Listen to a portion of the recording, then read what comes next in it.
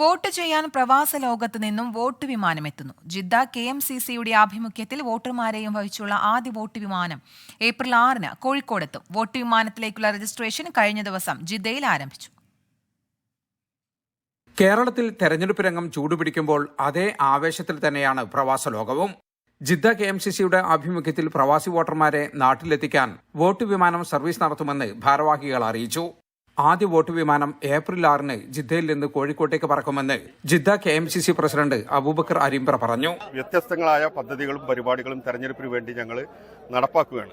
അത് ഏറ്റവും പ്രധാനപ്പെട്ട പ്രചാരണ പരിപാടികൾക്കപ്പുറം വോട്ടർമാരെ നാട്ടിലെത്തിക്കുക എന്ന വലിയ ഉത്തരവാദിത്വം ഏറ്റെടുത്തുകൊണ്ട് ജിദ്ദ KMCC ഇവിടുന്ന് വോട്ട് വിമാനം സംഘടിപ്പിച്ചുകൊണ്ട് ആളുകളെ നാട്ടിലെത്തിക്കാനുള്ള ശ്രമങ്ങൾ നടക്കുകയാണ്.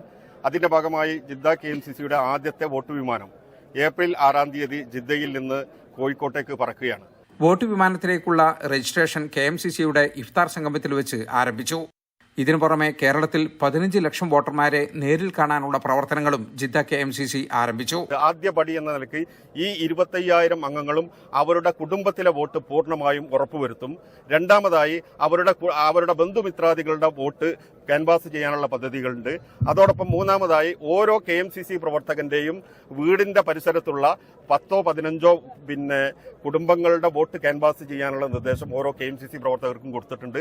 അതോടൊപ്പം പ്രവാസ ലോകത്ത് നമുക്കറിയാം, ഇവിടെ 10,000-കണക്കിന് വരുന്ന കുടുംബനാഥന്മാരുണ്ട്. ജിദ്ദയിലുള്ള ഓരോ KMCC പ്രവർത്തകരും മിനിമം 20 കുടുംബനാഥന്മാരെ കണ്ട് അവരെ റൂമിൽ പോയി സംസാരിച്ച് അവരുടെ കുടുംബത്തിന്റെ വോട്ട് UDF-നും ഇന്ത്യ മുന്നണിക്കും അനുകൂലമാക്കാനുള്ള ശ്രമങ്ങൾ നടത്തും. ആ രീതിയിൽ 15 ലക്ഷം വോട്ടർമാരാണ് ഞങ്ങൾ ഉദ്ദേശിക്കുന്നത്.